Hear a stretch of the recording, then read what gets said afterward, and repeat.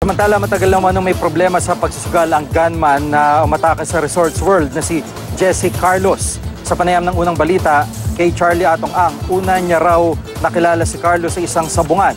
Sa pagkakakilala ni Ang, tahimik lang daw si Carlos at maliit lang daw noon kung ito'y tumaya. Pero nang minsang manalo ng 15 milyong piso sa isang derby, dito na umanonalulong si Carlos sa pagsusugal. Mula raw sa pagsasabong ay lumipat si Carlos sa pagkakasino.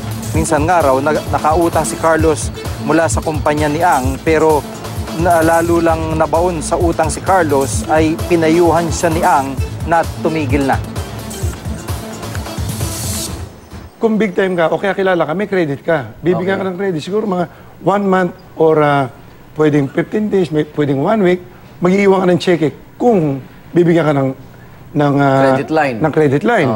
Pero kung hindi ka kilala ng casino, doon ka pupunta sa pareho namin na junket, or kung gusto mo rin maglaro, ihihiram ka sa mga financer na may mga interest. Naglaro siya last May, siguro nag-start siya, pauti-uti, lalaro siya mga 500. Hanggang sa, mga gano'n, ano?